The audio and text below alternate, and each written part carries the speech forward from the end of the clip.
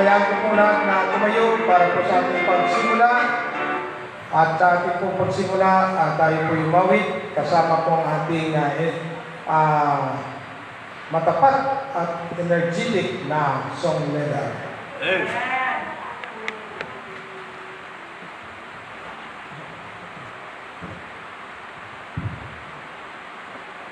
Good morning, Pak. Amen.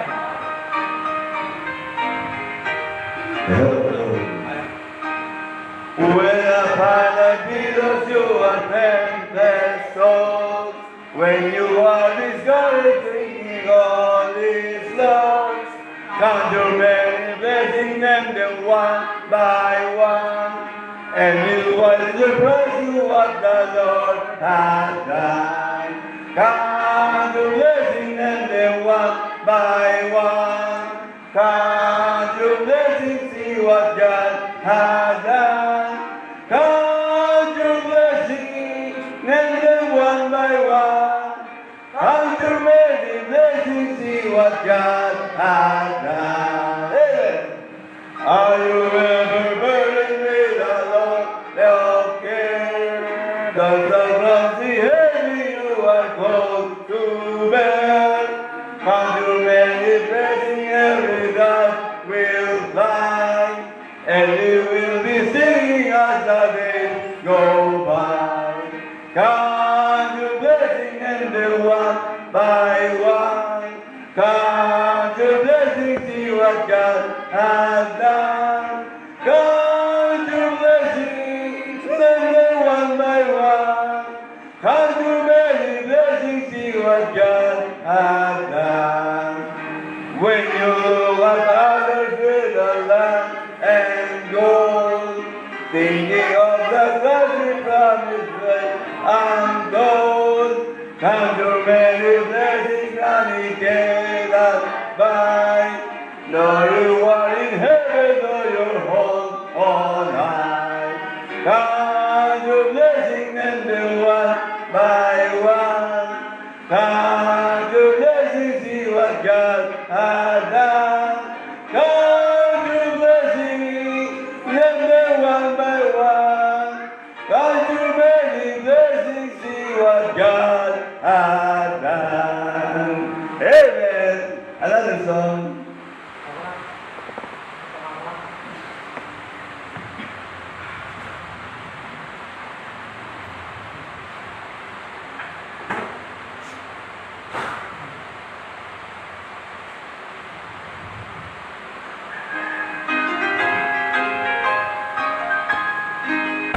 What a fellowship, what a journey, man, living on the everlasting arm. What a blessedness, what a peace of mind, living on the everlasting arm. Living, safe and secure from all alarm.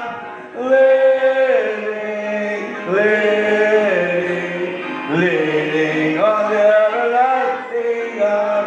Oh, how sweet the walk in the pilgrim way. Living on the everlasting arm. Oh, how bright the path grows and day to day. Living on the everlasting arm. Living, safe and secure from all alarm. Living on the everlasting arm. What high by the break, what high by the pit. Living on the everlasting arm. I have pleasant peace with my Lord to live. Living on the everlasting arm. Safe and secure from all alarm. Living on the everlasting arm. Manalangin muna po tayo. Kaya sa dulo. Rumen.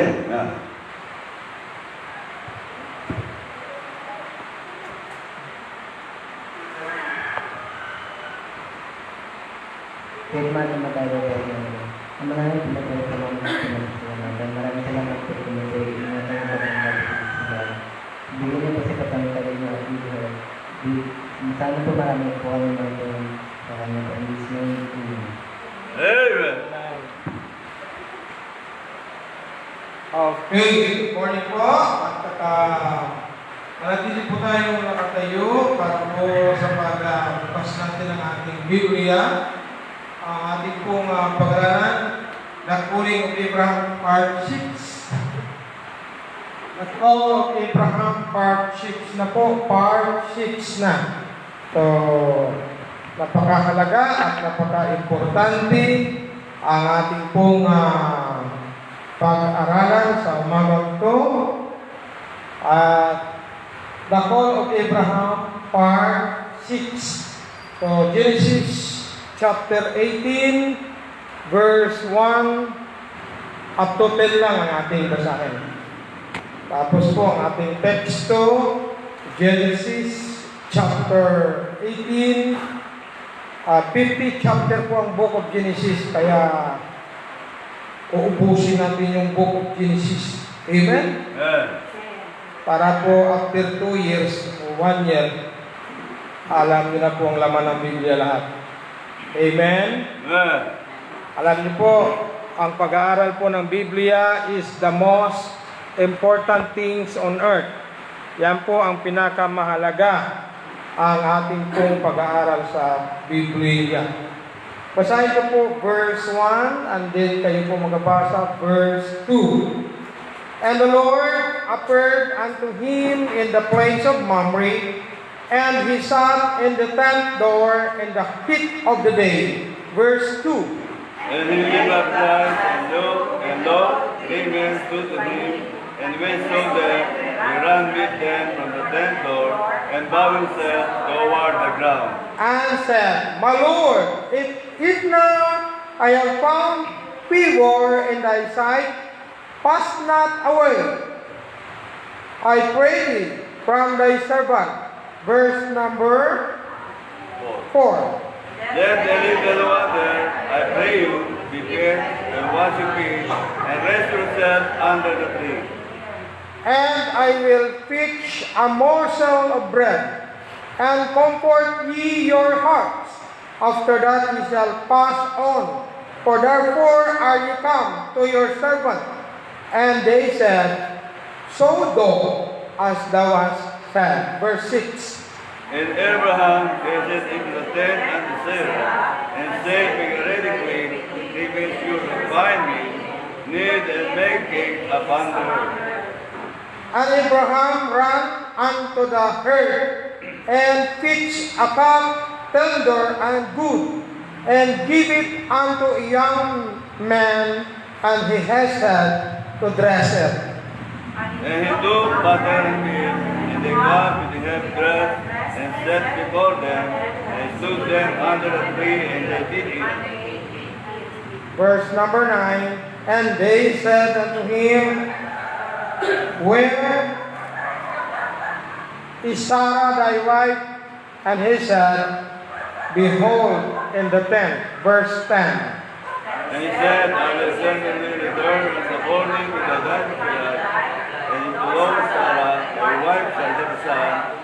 And Sarah heard in the tent door, he was behind me. Tayo po'y manalangin. O Diyos na makapangyariang Ama, na nasa langit, kami po ay nagpapasalamat sa umagang ito na amin pong binasa ang iyong salita. Pagpalain niyo po ang aming pong unang worship, unang bahagi sa araw na ito. Igapos niyo po ang kapangyarihan ng dyablo upang kami po ay makaroon ng kapayapaan at katiwasayan sa aming pong pag-aaral at pagbubulay-bulay ng iyong salita.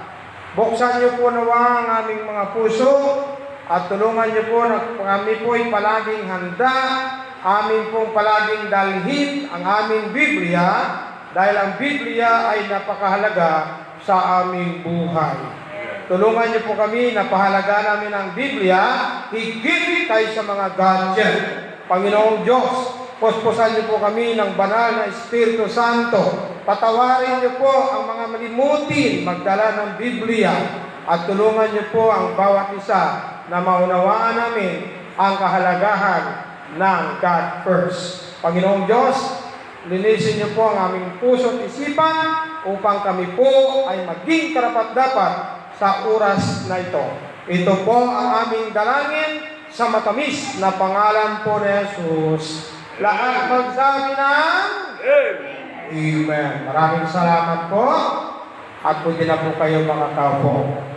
Pagdating ng panahon, lagyan natin yan, no Bible, no entry. Amen? Kasi po sa mall, no facial, no entry. Pag dumami na po tayo, i-record na po natin yan. Amen ba? No Bible, no entry. Kasi nung kami pumasok sa sa may Save More, hindi kami nakapasok. Imagine mo, layo ng biyahe namin. Pagdating doon, parang sumama yung loob ko. Sasama talaga loob mo. Kasi po, pag hindi ka sumunod sa batas, hindi ka makapasok. Pag naiwan ka sa rapture, huwag kang sumama ang loob. Amen ba? Pag naiwan ka sa rapture, hindi mo pwedeng pilitin na, Lord, i-rapture mo na ako. Hindi na pwede. Isin mo na lang yung kampong bagay na dapat mong gawin para makaiwas ka sa pag-iwas sa Antikristo. Kaya po mga kapatid, if you want blessing from God, i-prioritize mo ang Biblia. Amen? Pakitaas ang kamay na may Bible. Taas po ang kamay na walang Bible. May Bible! Amen. So yung walang mga Biblia, palaala po, maawa kayo sa sarili nyo. Kasi po, huwag kayo umasa dito. Paano kung mag-brown out? Amen? Pag nag-brown out, patay tayo. Kaya, oo nga pala, dapat palagi nating alalahanin ang Biblia natin mahalaga. Binigyan ko na kayo ng Biblia, sumasama talagang loob ko ngayong umaga. Kasi po may nakikita po walang dalang Biblia. Amen? Totoo po. Pag nagiging pastor kayo, malalaman nyo na yan. At kasi po, nagpipray ako pagpalain ka ng Diyos, pero ikaw, hindi ka nagsusumikap. Imagine mo, may Biblia ka, hindi mo dinadala, binigyan ka pa ng pastor. Sa kay Pastor Lorena, hindi ka makatikim ng libreng Biblia. Sabi ni Pastor Lorena, mahal ng Biblia, binibili mo, 5,000, 3,000, wala kang hiya. Yun ang sabi niya. Amen? Talagang totoo yun. Nag-iipon ka para sa cellphone. Napakamalang cellphone, binibili. Pero ang Biblia, libre na, iiwan pa. Pag ang cellphone maiwan, hindi na makatulog. Cellphone ko na iwan, kahit ating gabi, balikan pa. Pero pag bila, yan mo na yan, magkita na lang kami sa sunod na buwan. Yan po, sumasama talaga ang loob ko. Totoo po. Masakit sa puso ko. Kaya pastor, dali na mamatay. Kasi nga, pastor, pag-pray ako i-bless, pero niiwan ang Biblia. I'm not happy. Hindi ako masaya. Okay po, Genesis 18, 1 to 20. Wala naman.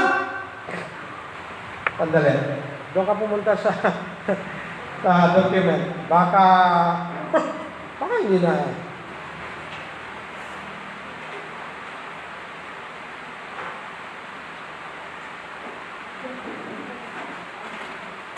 Document. Ito.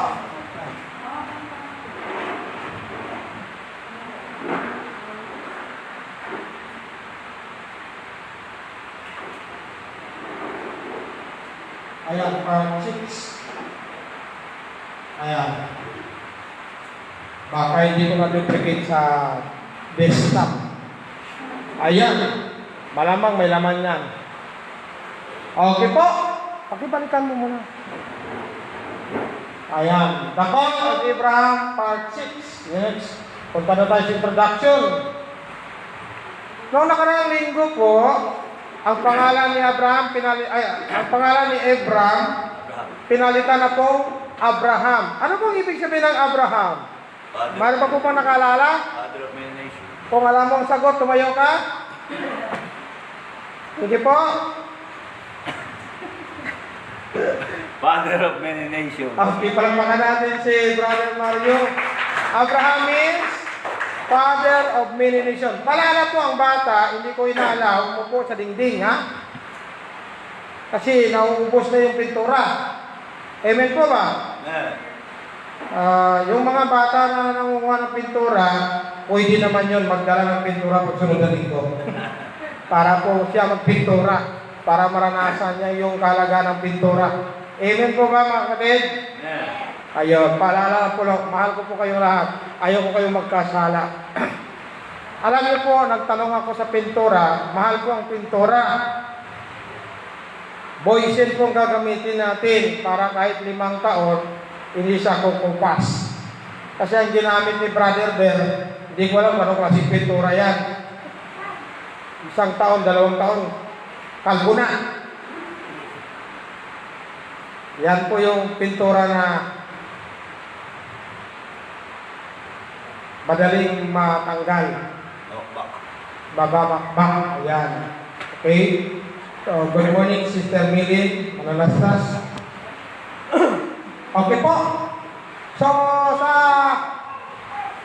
sa ating pong pag-aaral, ilang bisis na po nagpakita ang Panginoon kay Abraham. Tuwing nagpapakita ang Diyos kay Abraham, tuwing nakikipag-usap, ay may mahalagang bagay ang Diyos na sinasabi kay Abraham. Sa Genesis chapter 12, the first time na tinawag ng Diyos si Abraham, at doon po niya nakilala ang totoong Diyos. Ano po, paglabas ng Egypt, pagbalik ng Canaan, nagpakita ulit ang Diyos. Tama po ba? Tapos po nung si Abraham ay natulog, ay sinabi ng Diyos na ang iyong lahi ay magiging katulad ng mga bituin. So umabot na po ng 25 years na paglilingkod ng Diyos kay Abraham. Pinagpala si Abraham sa ginto, pinagpala siya sa mga tupa, lahat ng klaseng hayop. Mayroon pong isa ang hindi pa po ibinibigay sa kanya. Ano po yun? Yung anak. So, ang akala po ng kanyang asawa ay magkakanak sila sa pamagitan ni Hagar. So, ibinigay ni Hagar, ni Sarah si Hagar, ni Abraham, upang maging asawa. Nung nabuntis ito, ay kanyang ginamak ang kanyang amo at nagalit si Sarah at siya po'y pinalayas. Andi nung siya po ay nasa wilderness, ang anghel ay nagpakita sa kanya, bumalik ka sa iyong amo at magpasakop ka. Mga kapatid, kung tayo po ay namamasukan bilang katulong, we need to be submit to our amo. Kailangan po yun. Ang pangako ng Diyos kay Hagar, pararamihin si Ismael, katulad din po ng bituin, at magiging against siya sa kanyang mga kapatid. Maging against siya sa lahat ng mga tao. Iyan po ang nagiging lahi ng mga Muslims kay Ismael. Anak po si Ismael kay Hagar, ang pangalawang asawa ni Abraham, na ibinigay ni Sarah. So ang sabi ni Sarah, ni Abraham, gawin mo ang nararapat kay Hagar, dahil ikaw ang aking number 1. Grabe. Number 1. Kaya sabi niya, ikaw ang bahala, na sa mga kamay mo nakasalalay ang kamay ni Hagar. So, ang Diyos ay nagpakita muli. Ang akala ni Abraham, ang magmamana ng kanyang ari-arian ay ang anak niya sa kay Hagar. Si Hagar, isang babaeng Egyptian. Tama po? Egyptian. Isang babaeng maitim at babaeng taga-Ehipsyo. So mga kapatid, Nangako ang Diyos at ipinadala niya ang 3 anghel. At ito na ngayong umaga ang ating pag-aralan. Next, Ma'am Gina. Ang 3 anghel ay nagpakatao, ngunit mas matangkad sila kaysa tao. Ulitin ko po, ang anghel ay pwedeng magpakatao, ngunit ang tao hindi pwedeng maging anghel. Maliwanag po? Ang anghel ay pwedeng magpakatao, ngunit ang tao ay hindi pwedeng magiging anghel. Kaya hindi po totoo na ang bata pag namatay ay magiging anghel sa piling ng Diyos. Hindi po. Ang tao ay tao, ang anghel ay anghel, ang hayop ay hayop. Right. Ang unggoy ay unggoy. Hindi pwede na ang unggoy magiging tao. Pwede lang gumalaw ang unggoy parang tao, ngunit ang kanyang mukha ay unggoy pa rin. May buntot at ang kanilang mga buong katawan ay puno ng balahibo. So number 1, the Lord appears to Abraham. Ang Panginoon ay nagpakitang muli kay Abraham. Ang Diyos ay nagpapakita sa lumang tipan sa pamamagitan ng panaginip at ng pangitain. Ngunit sa New Testament, sa ating panahon, hindi na po pwedeng makipag-usap ang Diyos sa atin personal. Ngunit pwede po siyang makipag-usap sa pamamagitan ng Biblia. Amen? Ngayong umaga, ang Diyos po ay nakikipag-usap sa atin sa pamamagitan ng labi o ng bibig ng kanyang lingkod na si Pastor Nilo Flores. God sent the 3 angels to Abraham. Alam niyo po ba, ang Diyos ay ang kanyang inutusan, ang kanyang ipinadala ito kay Abraham. Noong unang panahon, si Abraham ay nakatira sa tulda. Wala po silang bahay. Noong unang panahon, sa tulda lamang sila nakatira. At ang pinakaunang tao ay nakatira sa Garden of Eden. Si Adan at si Eva. Hindi po sila nakatira sa kuweba, kung hindi sa mga puno lang. Kasi wala namang pumulan. Andi po, si Abraham ay nakatira sa tulda. And the Lord appeared unto him in the plains of Mamre, and he sat in the 10th door in the heat of the day. Ibig sabihin po, ito po ay araw na. At nakaupo po si Abraham sa pintuan ng kanyang tulda. And he lift up his eyes and looked, and lo, 3 men stood by him, and when he saw them, he ran to meet them from the 10th door and bowed himself toward the ground. So yan po ang kanilang kultura at ang kanilang pong kostumbre kapag sila po may panawid, sila po ay nagbabaw. Maliwanag po. Yan po ang kultura ng mga Hebreo noong unang panahon, hindi po kamayan. Kaya malayo po sa kanila ang COVID-19. Kasi po pag nagkamayan, yan po nagiging kultura natin. Okay. Letter B, Abraham entertained well the 3 angels. Makikita po natin si Abraham, nung dumating ang kanyang bisita, siya po ay tumakbo pasalubong. Ibig sabihin po, kaiba po ang kultura ng mga Hebreo. Pag may bisita sila, sinasalubong nila. Sa ating mga Pilipino, pag may bisita tayo, pinapaypay natin, halika kayo! Sila po iba. Kasi po nakita ni Abraham na ito po yung mga anghel. Kaya ang kanyang pong ginawa ay sinalubong siya, in-entertain niya, at nagbow. And then po, and said, My Lord. Ang tawag po noong unang panahon, pag mga kalalakihan, means Lord. Ang ibig sabihin po, respeto. Maliwanag po, maliwanag. My Lord, mga Panginoon ko. Ibig sabihin, respect. Kung sa ngayon ay ako'y nakasumpong ng pabor sa inyong paningin, huwag kayong dumiritso. Ako'y magbibigay po sa inyo na humingi sa inyo ng pabor. Pahintulo. Baka literal mo yun, pipre ha. Mula sa iyong lingkod.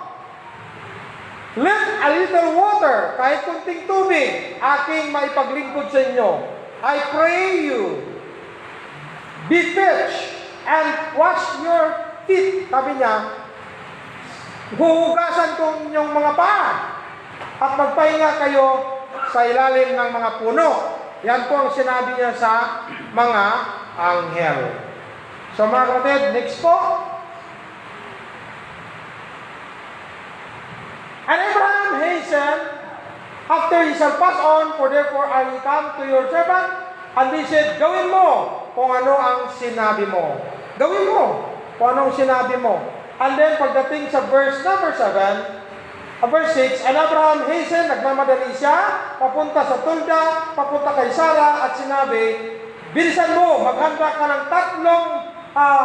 tatlong takal na harina, at iyong masahin, and then gagawa ka ng cakes. So, paggawa ng cakes, mga kapatid, minamasa lang yan. Amen? Unang panahon. Ang paborito yata ng anghel, cake. And Abraham ran unto the herd and fixed a cup, tender and good. Kumuha siya ng baka na bata pa, and give it unto a young man. Binigay niya sa kanyang mga tagapagkatay. At nagmamadali silang kinatay. Verse number 8, and he took butter and milk and the cup which he had pressed and set it before them. Ibig sabihin, hinahaluan ng mani, hinahaluan ng gatas, ang batang baka, at inihanda sa kanila, at sila'y tumayo sa ilalim ng puno, at sila'y kumain. So ang anghel kumain din. Pwede kumain, pwede silang hindi kumain. Kasi po pag anghel sila na hindi nagpakatao, hindi sila pwedeng kumain. Dahil nagpakatao sila, subject sila sa lupa, at sila'y magugutom. Kaya nangangailangan sila ng pagkain. Okay na, next po. The angels informed Abraham that his wife Sarah shall have a son. Ito po ang hindi po inaasahan ni Sarah. At hindi po nila inaasahan na yung bisita nila ay magdadala ng magandang balita. Ang magandang balita ay ganito. In-inform sila, ang tanong nila, nasaan ang iyong asawa? Sabi ni Abraham, nandun po sa tulda. At sinabi nila, I will certainly return unto thee according to the time of life. Sabi ng anghel, at kami babalik ayon po sa panahon ng buhay. At narito ngayon si Sarah, at si Sarah ay magkakaroon ng anak na lalaki. Mga kapatid, noong unang panahon, walang ultrasound, pero alam po nila kung ang anak nila ay lalaki o babae. At ang nagbibigay ng informasyon ay ang anghel. Amen? So nung narinig po ito ni Sarah, ito ang nangyari. And Sarah heard it and the tent door, which was behind him. Si Sarah doon sa likod ni Abraham. Sabi nandun, lumapit si Sarah, tapos nakikipag-usap yung anghel, nagbigay po ng balita ang anghel kay Abraham, at narinig po ito ni Sarah. Ngayon si Abraham at si Sarah ay matanda na, at halos hindi na makakita. And it ceased to be with Sarah after the manner of women. Si Sarah po ay hindi na po nagkakaroon ng monthly period. Ibig sabihin po, tuyo na. Ibig sabihin po, wala na po siyang menstrual period every month. Wala na po siyang regla kung sa Pilipino pa. Wala na. Tuyo na. Kasi po, matanda na. Kaya ngayon si Sarah ay tumawa sa kanyang sarili. At sinabi niya, pagkatapos nito ako'y matanda na, magkakaroon pa ako ng, ako po'y natutuwa, ako po'y malulugod pa. Kumbaga, ang kanyang pag-asa ay nagising. Parang wala lang pag-asa si Sarah. Sabi niya, mayroon pa palang akong pag-asa. Mga kapatid, walang imposible sa Diyos. Pag ang Diyos ay nangako sa iyo, at kapag hinawakan mo yan at kinalimutan mo na, maso-surprise ka lang sa mga biyaya na ipagkaloob ng Diyos sa iyo. Amen?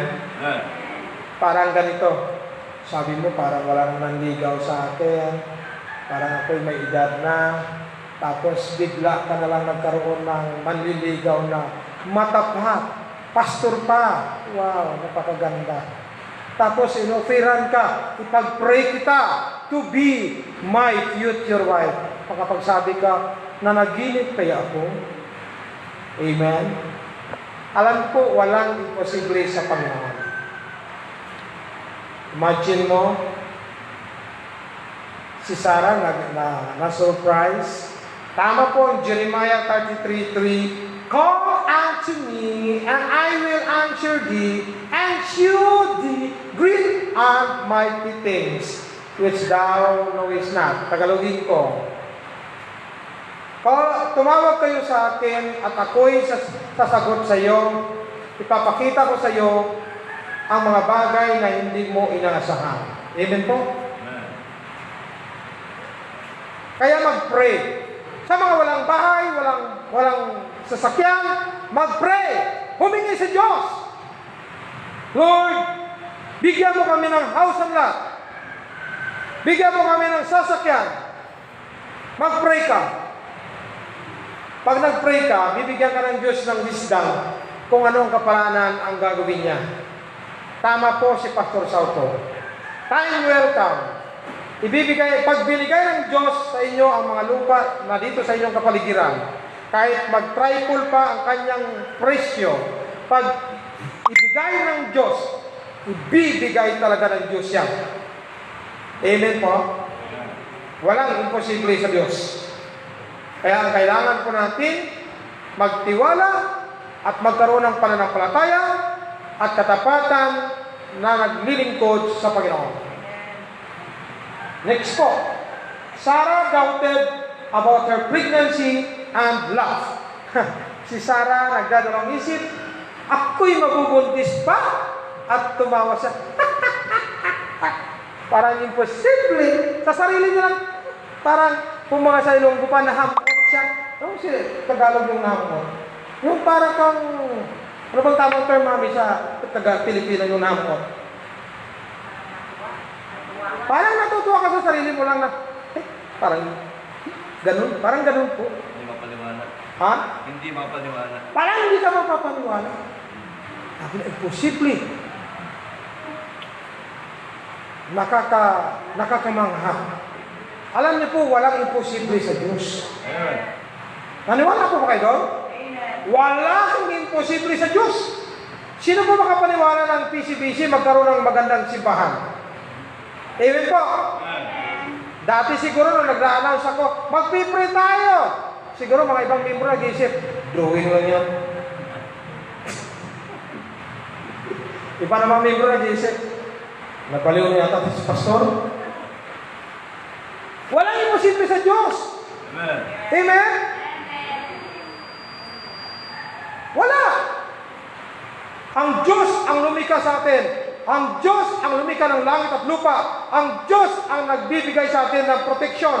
Hindi po niya tayo papabayaan. Hindi niya tayo iwan. Amen. Pero ang problema, ang malungkot, ay iniiwan natin ang Diyos. Iniiwan natin ang Biblia. O paano mo masabi hindi mo iniiwan ang Diyos? Iniiwan mo ang Biblia mo. Maliban lang kung nakalimutan mo. Ay ang problema, linggo-linggo, kinalimutan mo talaga tuloy. Amen po. Next po. Number 3.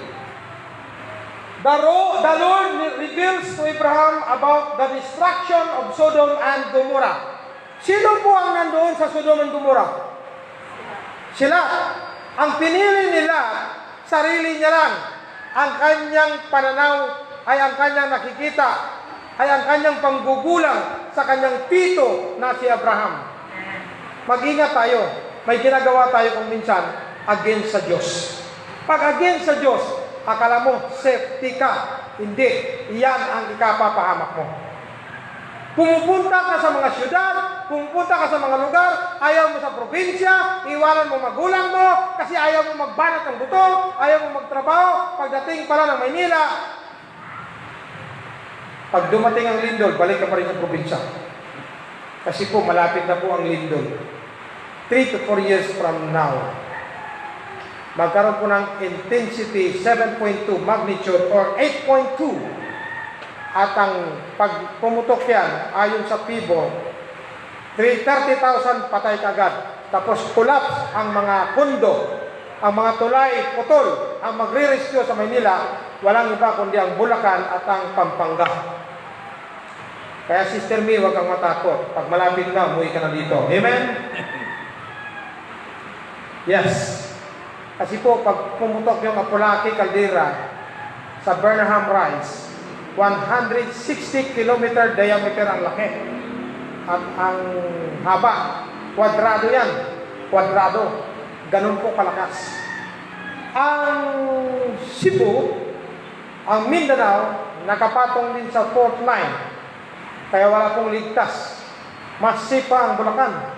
Sabi ko, bakit baliktad? Nung nandun ako sa Mindanao, walang baha, walang putok ng bulkan. Ngayon, nandito na ako. Ito naman ang iniligtas ng Diyos. Sabi ko, aywan ko na lang, Panginoon na lang bahala sa kanila. Basta nung bago ako dumating dito, Holdapan, San Miguel, at saka yung red alert ang San Miguel, Bulacan. Pero nung nandito na po ako at ang gawain ng Panginoon, doon ko po na nasilayan ang kapangyarihan ng Diyos, ang kanyang presensya sa buhay ko. At dito po ako natutong umibig sa Diyos, natutong umibig sa mga membro. Kaya mapalad kayo dahil inibig ko kayo sa Panginoon. Amen? Kaya dapat po ibigin nyo rin po ako para hindi po ako lalayas dito. Amen? Sa totoo lang po, sinasabi ko sa inyo, mahal na mahal ko ang San Miguel, Bulacan. Mahal na mahal ko ang mga membro. Kasi po, dito po ipinadama ng Diyos sa aking puso ang tunay na pag-ibig sa mga gawain ng Panginoon. Imagine mo, ang aking home church ay ang Mindanao. Ang sabi po ng mga taga Mindanao, bumalik ka na dito sa amin, dito ka na mag-pioneering. Tapos sabi po ng pastor ni Ma'am Gina, ako na bala sa kasal nyo, libre na lahat, dito na lang kayo mag-assistant pastor sa akin. Tapos gagawin niya akong principal. Napakagandang mga offer. Ang ministry dito, lulubog lilitaw pa noon. Kasi, pioneering. Pagdating ni Brother Mar, punit ang signboard, bihag na bato. Kaya, dapat pinagta na punit na bato. Bihag pa! Tapos, after 1 week, after 3 months yata, si Brother Tony Villanueva, dumating na naman. Imagine mo ang biyaya ng Diyos. Amen po? Tapos pag dumating kayo dati, lubog yung harapan. Tapos magdadamo pa ako. Gagapasin ko pa yung damo. Tapos yung mga tao dyan sa paligid, tinitingnan lang nila at minamasdan yung ating gawain dito. Nakatatlong baha, lubog tayo. Pero ngayon, nilit up ng Diyos ang ating ministry. Yan po ay biyaya naman ng Panginoon. Hindi po nawala ang aking pananaw sa buhay. Hindi po nawala ang aking pananampalataya. Balang araw, magkaroon ng lupa, ibibigay ng Diyos, at magkaroon ng mga membro, nagpipray ako, Lord, bigyan mo ako ng mga young people na maganda, bigyan mo ako ng young people na mga gwapo, binigyan mo ako ng mga membro na mga adults, bigyan mo ako ng mga membro na mga loyal. Yan po pinagpipray ko. Tama po ang Biblia. Pag humingi ka, bibigyan ka niya. Kaya ang solusyon po, humingi lang sa Diyos at maglingkod sa Diyos. Hindi tayo niya papabayaan. Hindi niya po tayo iiwan. Kaya hanggang ngayon, marami pang nagsasabi, Pastor, dito ka na lang mag-pioneering sa Mindanao. Sabi ko, ang galing. Kayo nagsasalita kayo, hindi niyo alam. Pero dinala ko ng Diyos sa San Miguel, Bulacan. Kasi ang akala ko, ang San Miguel, Bulacan, nasa gitna ng Luzon. Gitna ng Maynila. Gitna ng Luzon pala. So, ibig sabihin, nasa puso ng Luzon. Amen? May puso. Kaya, mapalad po ang mga taga San Miguel na dito po ako ng Diyos inilagay. Pero malas nyo lang, hindi ako gwapo. Amen? Malas nyo kasi bingi-bingi ako. Pero para sa Diyos, pinagpala kayo. Amen. Kaya, Pasalamat ako sa Diyos, tinawag ako ng Diyos katulad ni Abraham. At ang Panginoon ay gumagawa ng paraan. Kamanga-mangha. Kahit si Sarah ay namangha, nagulat, parang hindi ka panipaniwala. Mga kapatid, and the men rose up from thence and looked toward Sodom. And Abraham went with them to bring them on the way. Mga kapatid, the Lord revealed to Abraham about the destruction of Sodom and Gomorrah. Mga kapatid, kung ano man ang sakuna ang darating, ay pinaalam ng Diyos ni Abraham. Ang ibig sabihin, kung ano man ang mga sakuna na dumarating sa ating bansa, ay hindi po ito ililihim ng Diyos sa kanyang mga lingkod at sa kanyang mga anak. Amen. Bago pa dumating ang lindol na yan, nakasulat sa Biblia na magkaroon ng lindol na hindi pa nangyari. Buhat pa nung nilikha ng Diyos ang sanlibutan at hindi pa ito mangyayari. At ang pinakadakilang lindol ang mangyayari sa panahon ng Great Tribulation period during the reign of Antichrist. Amen. Kaya ang pivot, mga kapatid, nahuli na sila. Mas advance ang Biblia. Amen? Amen. Mas advance ang Bible. Hindi pa nila nakinatris ang lindol. Sa Biblia, nakahula na ang lindol. Right. At ang lindol na darating, yayanigin ang langit, yayanigin ang lupa, buong mundo, at magkalahulog ang bituin, at magitim ang... Ano yung magitim? Ang araw. At ang buwan ay hindi na magbibigay ng liwanag. Matindi po ang mangyayari. Kaya hindi po ligtas ang mundo. Kaya hindi po ligtas ang sanlibutan. Bago po mangyari yan, kapag ikaw ay sumampalataya, tinanggap po si Jesucristo na iyong Panginoon at tagapagligtas, at naglingkod ka sa Kanya ng mayroong katapatan, pag ikaw ay kinuha ng Panginoon, ang tawag dyan ay rapture. Amen? Amen. Kaya pag ako'y pagpalain ng Panginoon, gagamitin ko ang aking kayamanan para sa ministry, para magkaroon ng maraming Philippine Christian Baptist Church sa iba't ibang probinsya at sa iba-ibang municipality at sa ibang bansa. Yan po ang aking panaginip, ang aking pangitain, ang aking pong mission, ang aking pong vision ay pagpatuloy ang gawain ng Panginoon.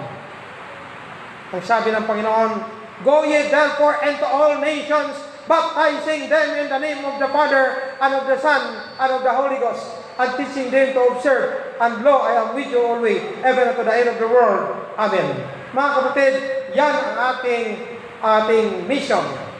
At ang ating vision ay magiging committed tayo upang sundin ang kalooban ng Panginoong Diyos sa simbahan na maging tapat sa pagsamba at sa paglilingkod na mayroong katapatan at magiging involved sa Great Commission ng ating Panginoong Jesucristo.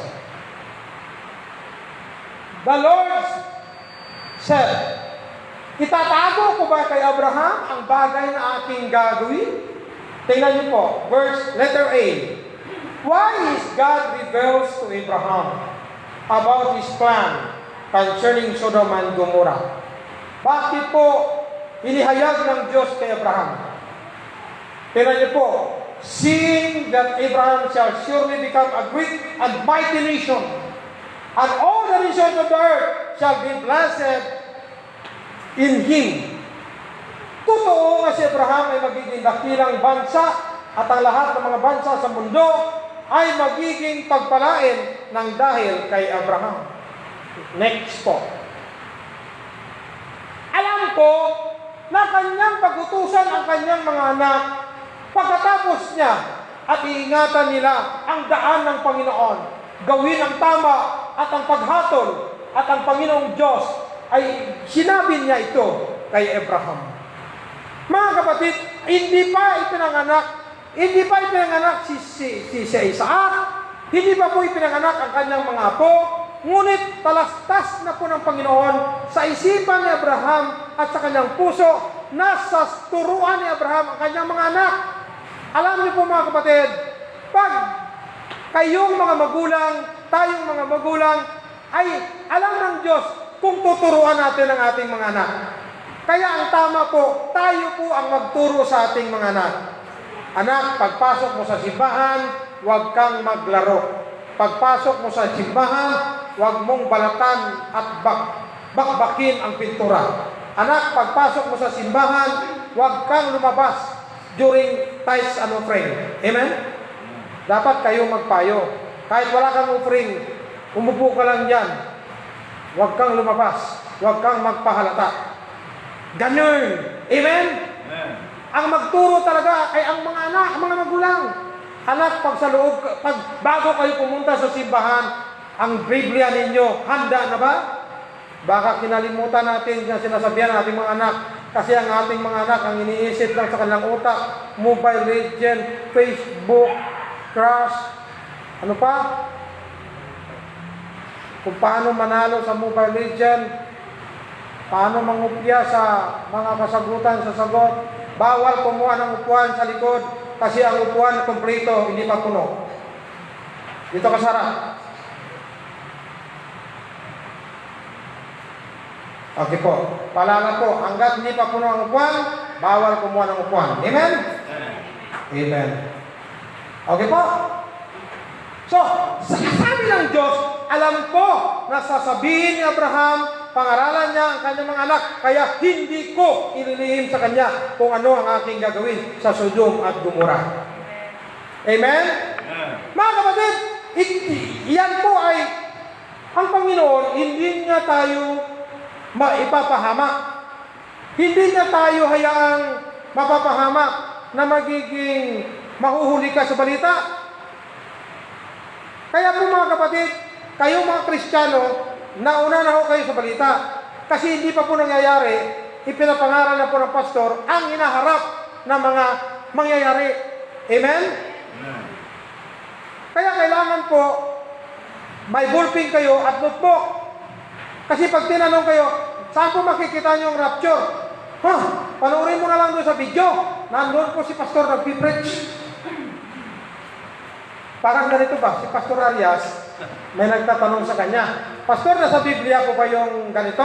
Oo naman, isa po sa Biblia. Sabi ni Pastor Arias, hanapin mo. Ako alam ko na eh. Bakit ako pa hanapin mo? Ako alam ko na. Dapat, ikaw ang maghanap kasi ikaw ang nangangailangan. Tama naman. Kaya mahalaga po mga kapatid na mayroon tayong video, malaki din ang advantage itong ating live streaming. Katulad nito ngayon, ating mga kapatid sa Panginoon, kahit malalayo sila po ay nakakarinig ng mensahe. So mga kapatid, ang ating pong mga kapatiran, si Ma'am Ivy Santos, Mendoza. Thank you for watching. Sister Mary Manonactas, Sister Alisa Nicole Viterbo, si Sister Myra Gallo Sagrid, Ma'am Myra, taga Bacolod to, no? Negros. Tama? Si Grace Ann Diche. Mga kapatid, yes, ginagawa ko ang lahat kong tinuturo. Alam ng Diyos yan. Nagtatanong pa sa online, bago ko po pinapangaral, ginagawa ko po bilang pastor. Binabasa kong Biblia from Genesis to Revelation. Dinadala ko ang aking Biblia. Amen? Nagtatanong ginagawa niyo po ba ang mga tinuturo niyo sa mga tao? Yes! Napaka-importante po. Bawal magsinungaling sa Diyos. Salamat po sa katanungan, Sister Grace Ann Dichi. So mga kapatid, lahat po ng ating pinapangaral gagawin natin. Ako'y nagpi-first fruit. Ako'y nagbibigay ng kapo. Ako'y nagbibigay sa mission. Ako'y nagsusuporta. Ako'y nanalangin. Kapag ikaw ay nakikinig, gagawin mo rin ang pinapangaral ng pastor. Una sa lahat, maniwala ka sa pastor na ang pastor ay galing sa Diyos. Amen? Pag hindi ka maniwala sa pastor, huwag ka na magsamba. Huwag ka na magbasa ng Biblia kasi sinasayang mo yung buhay mo. Amen? Kaya po mga kapatid, napaka-importante na tayo ay sumunod sa Diyos, katulad ni Abraham, katulad ni Noah. Kaya sa panahon ng malaking baha, walo lang talaga ang taong naligtas. Bago i-implement bago po mangyari ang 7 taong kapigatian sa mundong ito, kukunin ng Diyos ang mga naniwala sa Kanya at dadalhin sa ikatlong langit. Amen? Kaya, pag hindi mo sinunod ang Panginoon at hindi mo ginagawa ang Kanyang mga salita, hindi Kanya pagpalain. Kaya walang imposible sa Diyos. Ang ating ministry, bunga po ito ng ating pagsama-sama, pagkakaisa at pananampalataya sa Diyos. Amen? Salamat po. Binigyan tayo ng Diyos ng membro na iba't ibang klase. Mayroon pong karpintero, mayroon din pong call center, mayroon din pong teacher, mayroon din pong mga young people, mayroon pong mga negosyante, at mayroon pong tinatawag na engineer. Supurihin ang Diyos dyan. Mga kapatid, napaka-importante at napakahalaga ang ating pananampalataya sa Diyos. Next po, sabi po nito, dahil, sabi ng Diyos kay Abraham, sinabi ng Diyos, dahil ang sigaw ng Sodoma at Gomora ay malala na, ang kanilang kasalanan ay sobra na. Galit na galit ang Diyos. Kaya ang sabi ng Diyos kay Abraham, ako ngayon ay bababa at titingnan ko kung ano ang ginagawa nila ayon sa kanilang sigaw. At nandito ako upang ipaalam sa iyo, Abraham. Alam niyo po, nung narinig ito ni Abraham, ito po ang sinabi ni Abraham.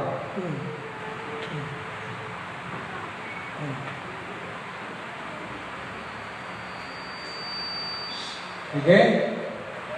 Abraham intercedes for Sodom. Nung narinig ng Diyos, nung narinig ni Abraham na sinabi ng Diyos, hahatulan niya ang Sodoma at Gomora, si Abraham po ay namagitan. Alam niyo po itong COVID-19, walang ibang namamagitan dito kung hindi ang mga anak ng Diyos. Mga pastor, mga evangelist, mga missionaries. Sila lang po ang namamagitan sa Diyos at nagsasabi, Lord, ingatan mo ang lahat ng inyong mga anak. Huwag mo silang pababayaan. Huwag mo silang iiwan. Kaya po mga kapatid, yan po ang panalangin ko palagi. Ingatan tayo sa COVID-19 at sumunod sa ating gobyerno. Pag hindi po tayo sumunod sa ating gobyerno, tayo po ay nagkakasala sa Diyos. Kaya po mga kapatid, ang Panginoon po ay makapangyarihan. And the men turned their faces from thence and went toward Sodom. But Abraham stood yet before the Lord. So, naghiwalay na po sila ng anghel. Ang dalawang anghel pumunta sa Sodom at Gomora. Ang isang anghel nagbalita kay Abraham na si Abraham ay magkakaanak kay Isaac. Amen po? Andi po, lumapit si Abraham at sinabi, wawasakin mo ba ang mga matuwid kasama sa mga masasama? Anong sagot ng Diyos? Hindi po. So mga kapatid, hanggat nandito pa ang mga Kristiyano sa lupa, hindi pa po ibubuhos at hindi pa po paintulutan ng Diyos si Antikristo na maghari. Amen? Kaya yung plano po ng United Nations from 2021 up to 2030, one world new world order, one world government, one currency, one state, no family, one religion. Hindi pa po mangyayari yan hanggat hindi po muna mag-rapture. Amen? Kaya ang prayer natin, habang papalapit na ang rapture, dapat tuloy-tuloy lang ang ating trabaho. Tuloy-tuloy lang ang ating pagsamba. Tuloy-tuloy lang po yung ating ligaya. Amen? Tuloy-tuloy po yung pagpapaaral ng ating mga anak. Kasi po, bago mangyari yan, kukunin mo na ang lahat ng mga anak ng Diyos bago niya ibuhos ang kanyang 7 taong puot sa sanlibutan ito. Yan po ay nakasulat sa Biblia. Dito po nakasulat yan. Binasa ko na po yan 7 years, yearly. Sa ngayon, nasa Book of Psalms na ako, 119. Kaya, plus ang ating Sunday School ay Genesis chapter 18 na. Sa linggo po, Genesis chapter 19. 50 chapter po ang book of Genesis. Amen? So, ilang preaching yan? 50 divided 2. Kung minsan, may part 1, part 2, hati-hati pa. Kaya po mga kapatid, mapalad ang mga sumusubaybay sa online, mapalad ang mga Kristiyano na nakikinig sa Biblia para malaman natin kung ang sinasabi ng pastor ay totoo, dapat may Biblia tayong hawak. Amen po? Mahirap yun na wala tayong hawak na Biblia. So, sabi ni Abraham, halimbawa, peradventure, sabi niya, halimbawa po, kung mayroong 50 na matuwid sa gitna ng syudad, sisirain mo rin po ba? At hindi mo ililigtas yung lugar na yun? Sagot ng Diyos sa 25. Malayo yan. Papatayin mo ba ang mga matuwid kasama ang mga masasama? And that the righteous should be as the wicked?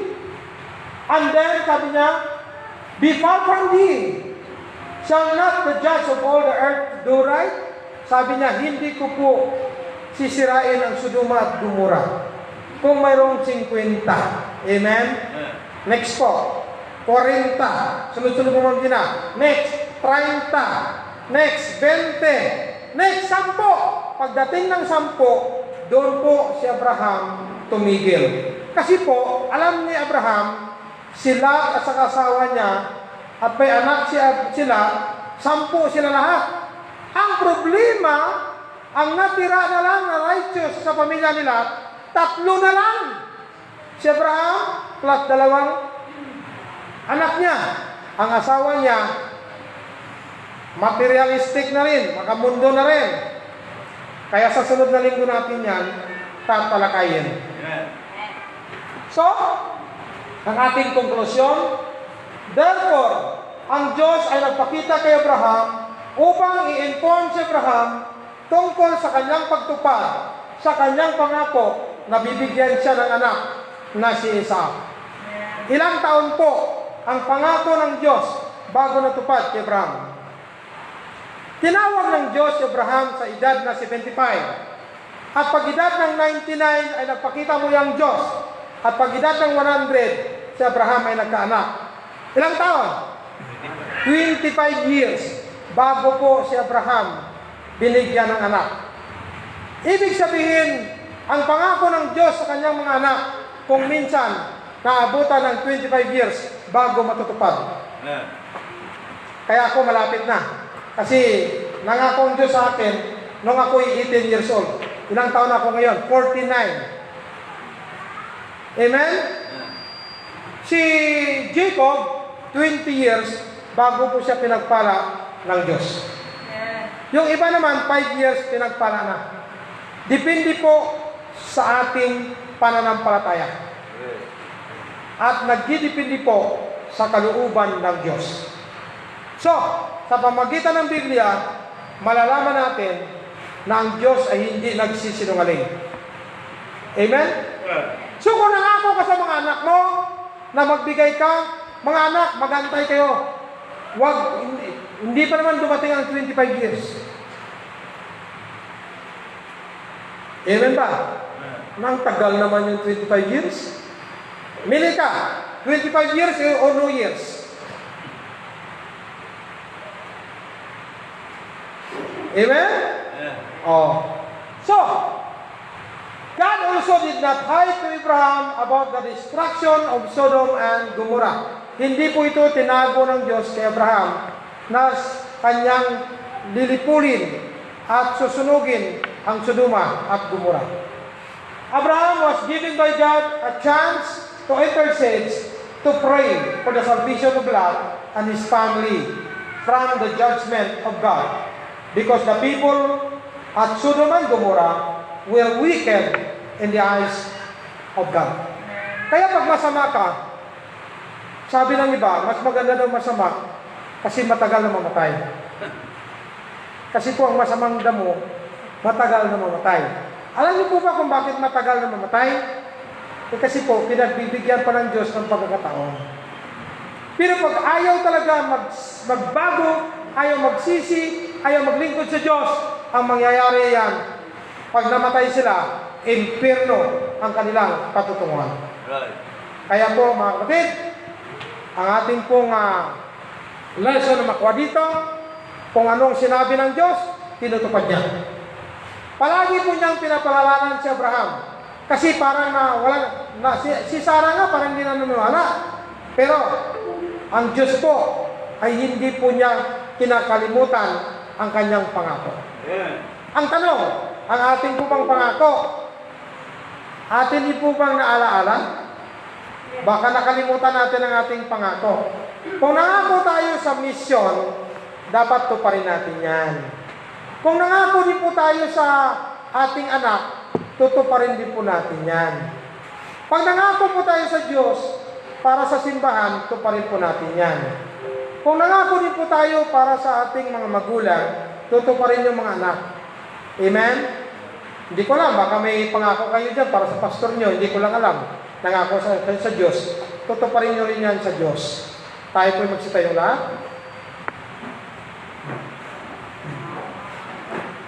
Tayo po'y manalangin. Ipikit natin ang ating mga mata. Yuko natin ang ating mga ulo. Kung mapagpalang Diyos na aming Ama, maraming salamat po sa umagang ito. Pinupuri po namin kayo at pinapasalamatan. Ang inyong mga anak, salamat po sa kanilang mga presensya. Ang panalangin ko po, basbasan niyo po sila. Bigyan niyo po sila ng kanilang pang-araw-araw na pagkain. Ilayo niyo po sila sa pamakan. Sa lahat po ng mga sumusubaybay sa online live streaming, pagpalain niyo po sila. Bigyan niyo po sila ng wisdom, protections, at saka guidance. Sa inyo po namin binabalik ang papuri at pasasalamat. Sa pangalan po ni Jesus, lahat po magsabi ng Amen. Okay po, break muna. 5 minuto lang. Maraming salamat po sa nagtanong. Salamat po, Ma'am Myra. After 5 minutes, tuloy po ang ikalawang worship service.